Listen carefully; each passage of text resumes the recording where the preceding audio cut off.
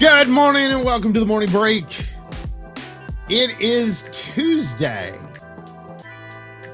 February 10th. Are you ready for Valentine's Day? What are you getting your significant other? I can't tell you what I'm getting my significant other because my significant other actually watches my show. But here's the part I will tell you. And right now I'm in full panic mode. They said it shipped, but it hasn't left the town that it was shipped in.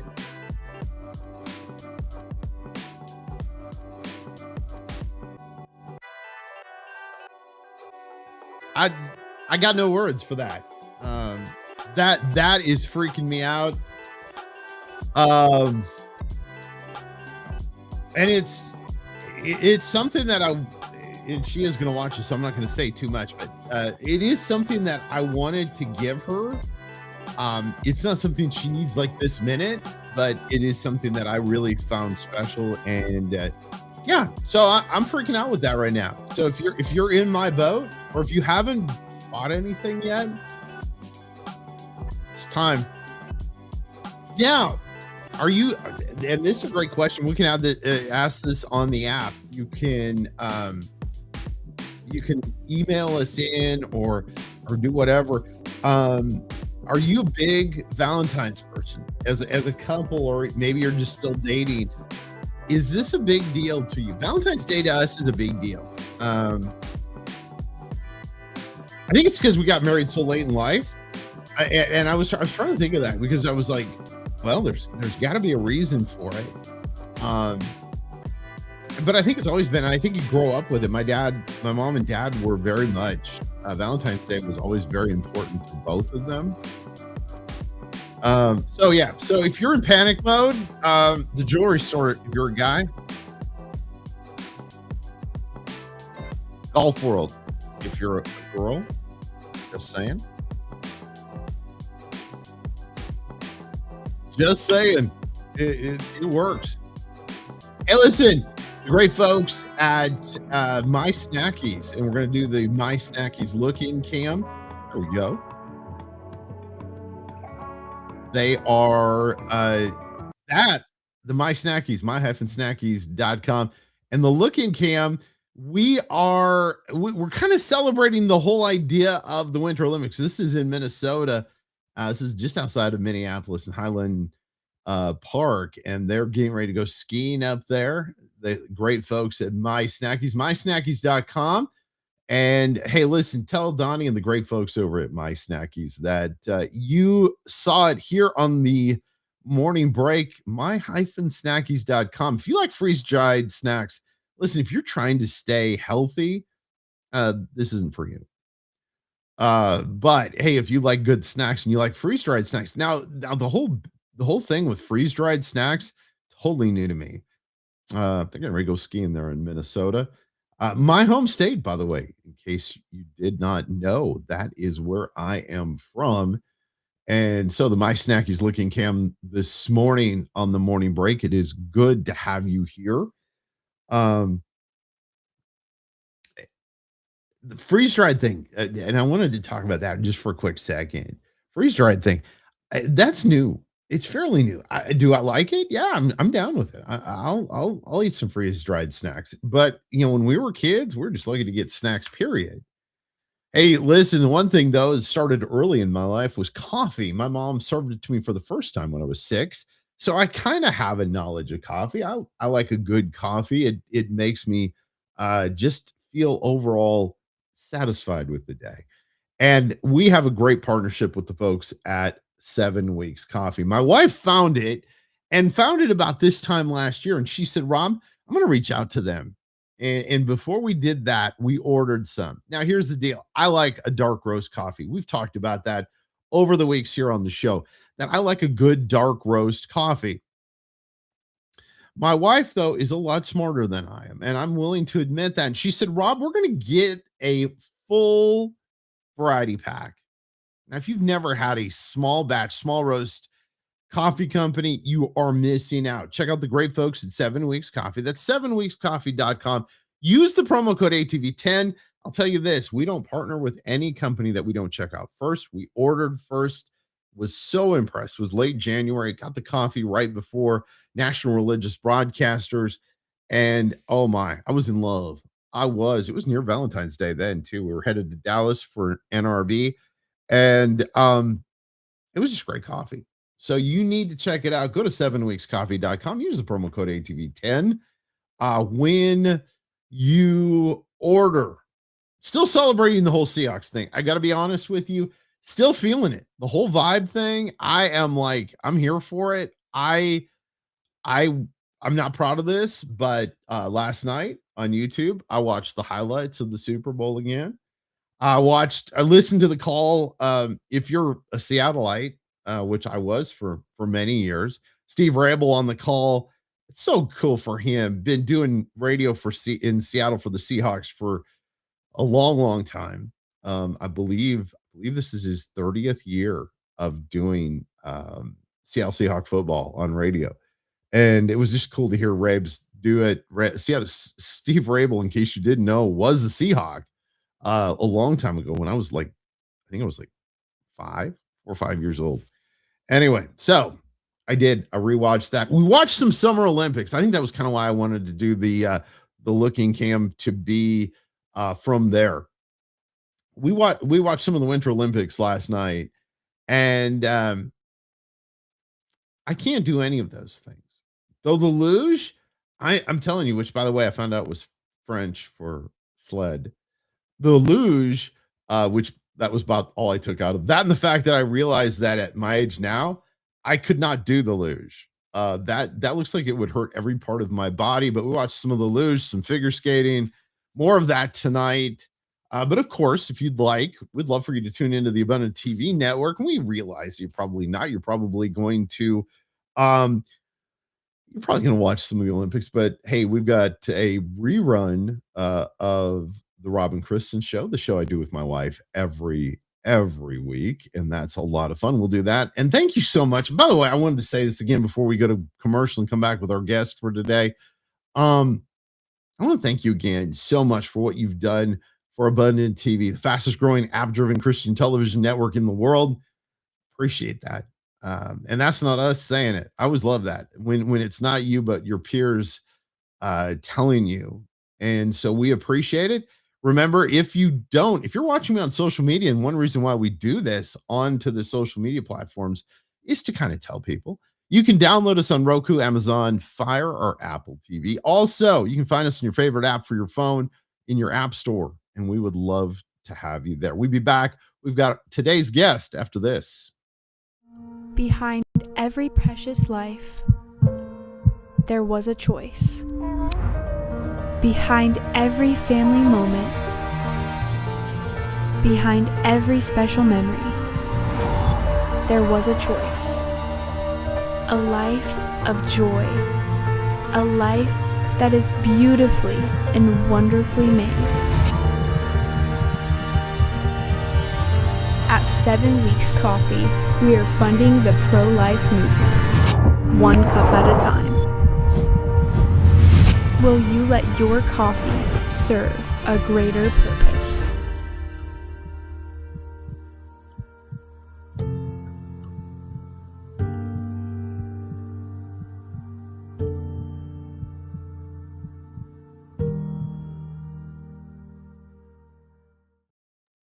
Thanks, great folks. It's 7 Weeks Coffee. That's 7weekscoffee.com. Use the promo code ATV10 when you order.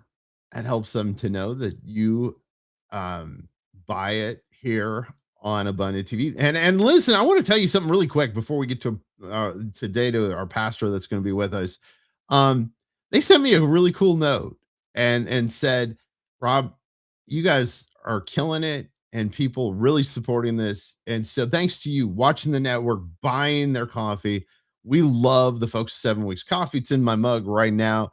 And again, 7 Weeks Coffee, use the promo code ATV10.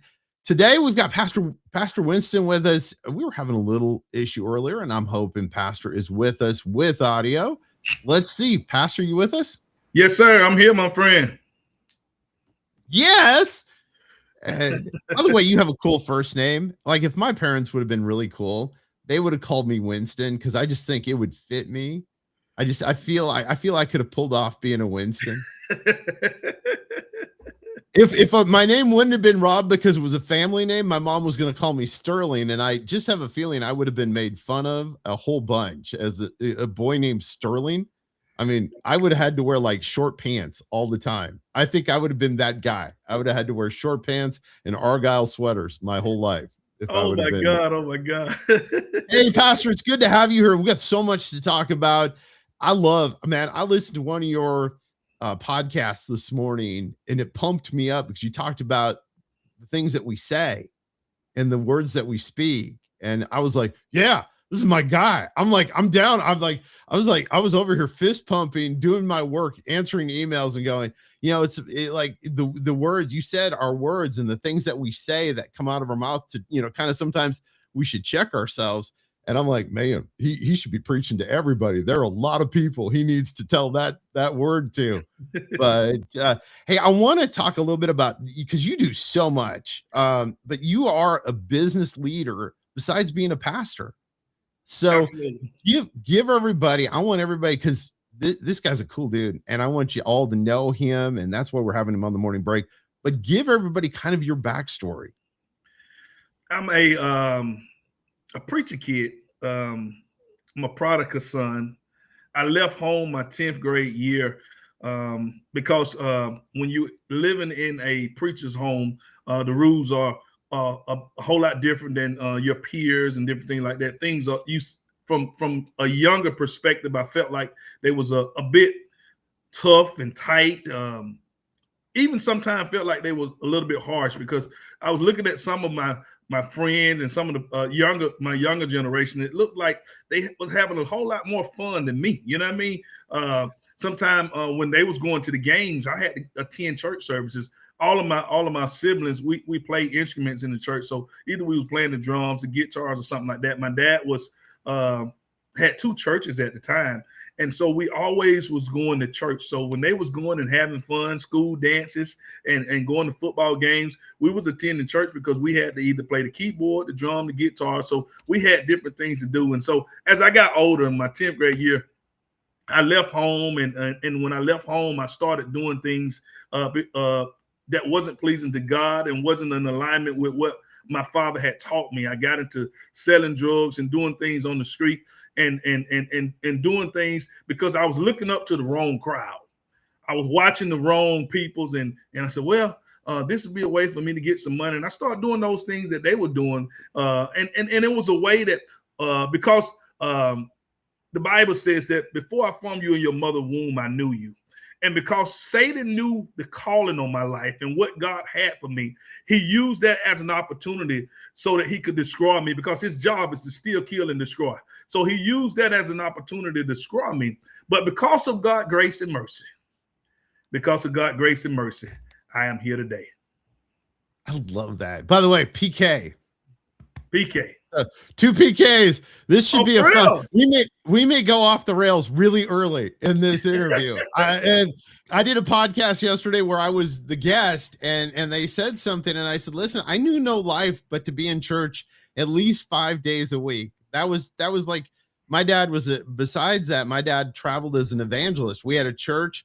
He had a radio program. We were on 119 stations around the United States. So Daddy would go hold meetings in other states. So my whole life, that was it. That's all I did. And I know about 5 out of 7 days. Let me tell you something.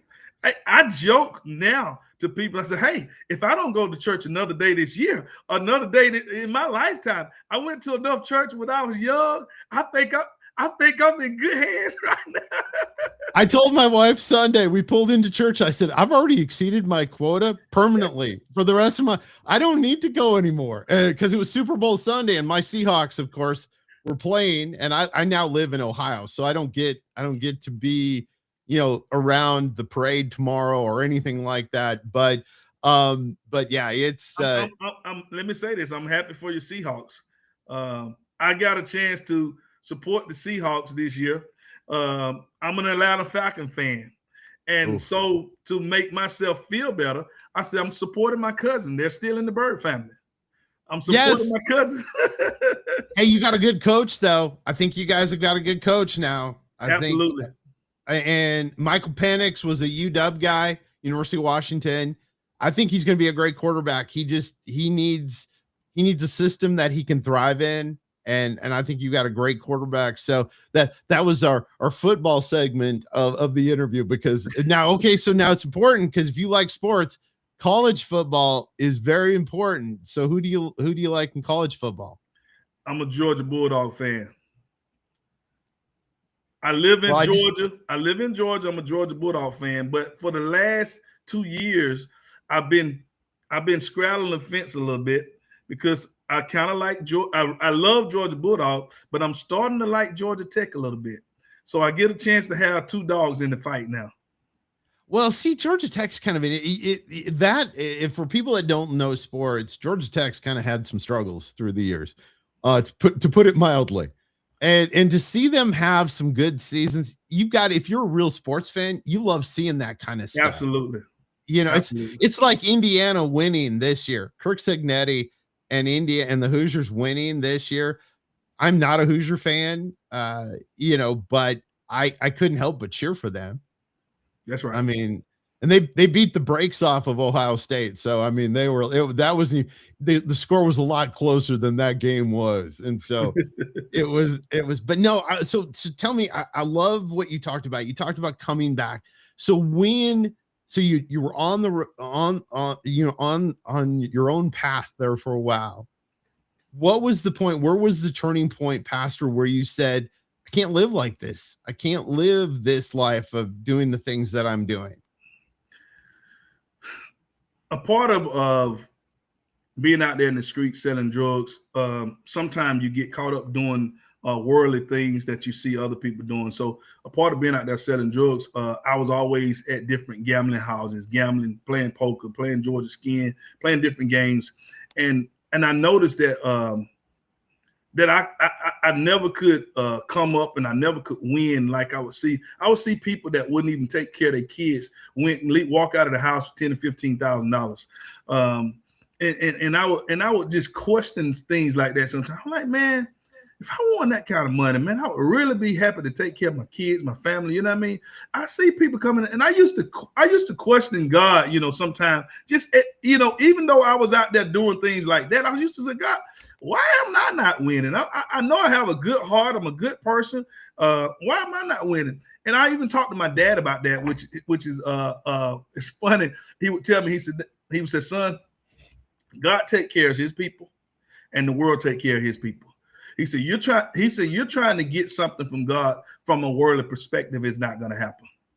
And so that was just so amazing to me. But even when my dad told me, I said, oh, my dad don't know what he's talking about. And I continued to play. I continued to lose money. I continued to keep trying. I wanted to make my dad out of a liar and try to show him that I could win, but I would still constantly see people that was what we call deadbeat dads, would leave out of the house with $15,000, $20,000 and wouldn't give a dime to their children. They wouldn't do anything. And I said, man, I would be excited to win that kind of money and go pick my kids up and take them out for ice cream, take them shopping, go do something nice for them. You know what I mean? And I would see guys do it and they wouldn't do anything. And I was like, man, and it was so discouraging to me, to the point where I stopped gambling. I started, and God used it to draw me back closer to him too. You know what I mean? Because I started questioning myself. I said, man, this got to be a better way for me than this.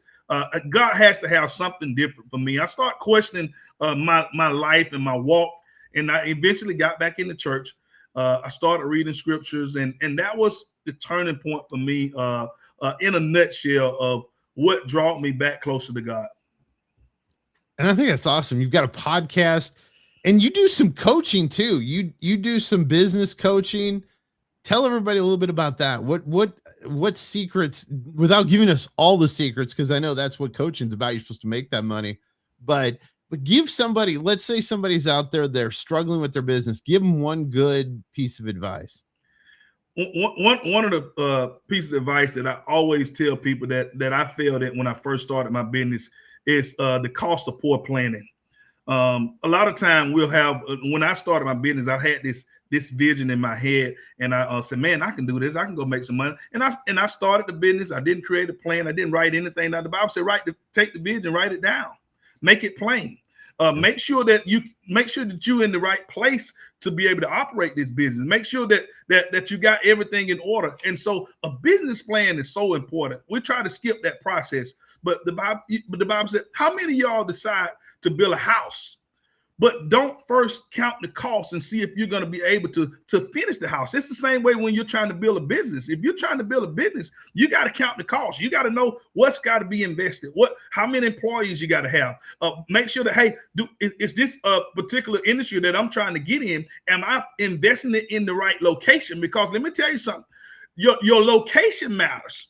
Not only that, it matters to God. God told Abraham, I'm going to take care of you. I'm going to be a blessing to you, but I need you to move to a new location, and then I can bless you. Sometimes you can have the right idea, but have it in the wrong location.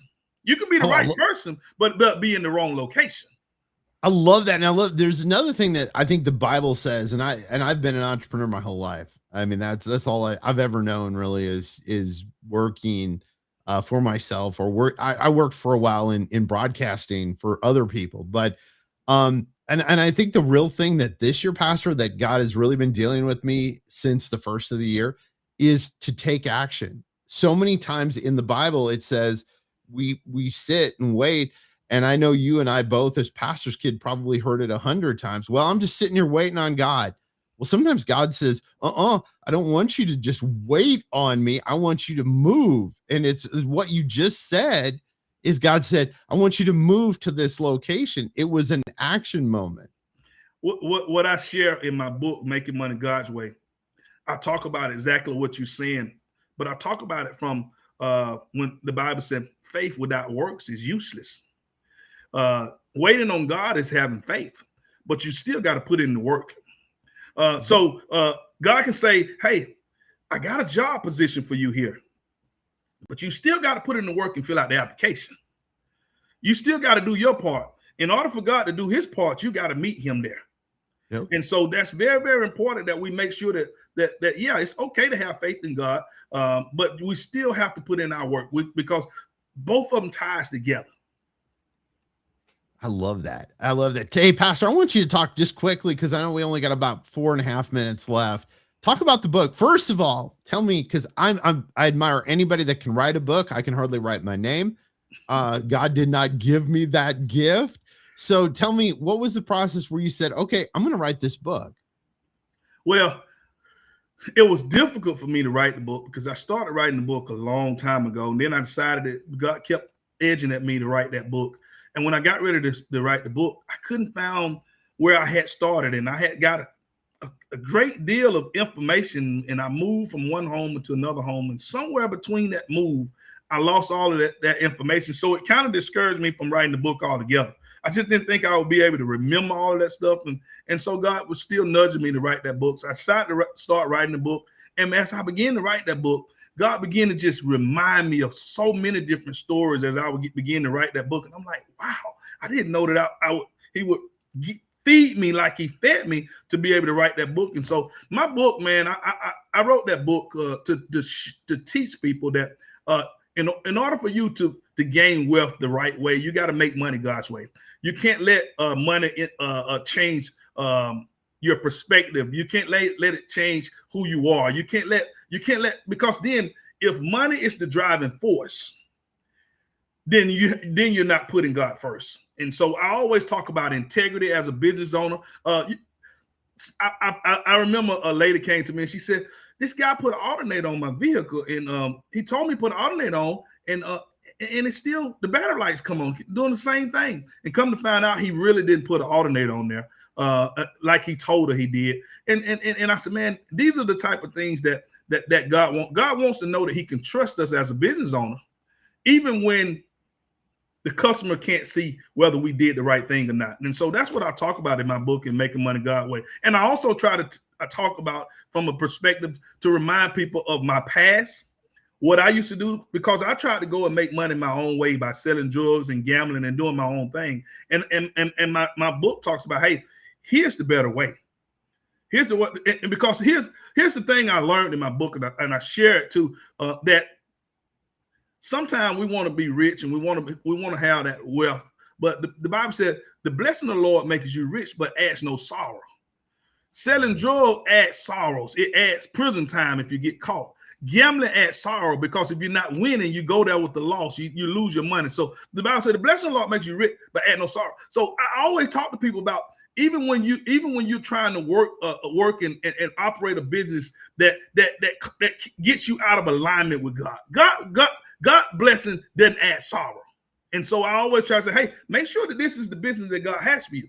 Because if it's causing you to miss church and you love to go to church, if it's causing you so much stress and it's keeping you up at night, this, that, and other, make sure that's the business that God has for you, because the blessing of the Lord makes you rich, but it adds no sorrow. I love that. And it's something, that we don't think about, but it's really true that before we start something, my wife and I, before we do anything, we fast and we pray ahead of time, because like you just said, hey, listen, you can get yourself jammed up. Trust me. I have, my wife says I am the owner of wayward businesses. I like to buy companies that are in trouble, and which is not always a good idea. Just don't do it. Don't do it. Just let me tell you. But a lot of times the ones I really lost money on were the ones I didn't pray ahead of time. I just went, oh, this is a good deal. Well, God must be in it. That's right. That's right. I'm pumped. We got to have you back again, because this was just, but next time I'm going to just completely shut up and let you preach, because I think you were just tuning up there. I think we were going to see some more of the pastor preaching there for a moment there, and I kind of had to step in, but man, I just tell everybody about the book. The book, you can order the book, Making Money God's Way, at makingmoneygodsway.com. It's available on Amazon, Barnes & Noble, Walmart. You can order anywhere books are sold. You can order that book. If you like a hand copy of that book with the handwritten signature, don't hesitate to go to my website, winstongrier.com, and leave us a message, and we'll get your book ordered to you and signed. And you do I think you said and it may have been an older video, so if you're not doing this anymore, I want to correct. But you do on Facebook, you do Thursdays live at 5 o'clock? We do Thursday live at 5 every Thursday. We do live at 5 unless something comes up, but we do live every Thursday live at 5. And I'm also doing speaking engagement for business conferences, for churches, and speaking engagement for youth. And so I want to, whatever I can do to be a blessing to people, I want to be able to step in and give them what thus says the Lord. Ah, that is awesome. Well, Pastor, hey, it's been great having you with us on today's edition of the Morning Break. Hey, we're going to have you back on again. Thank you, Rob. Hey, wasn't that fun? Man, that guy I'm pumped now. I want to go out and start another business. My wife wouldn't like that, so it's going to be his fault. I'll blame him. Pastor Winston being with us this morning on the Morning Break. Where is the time going? Just go.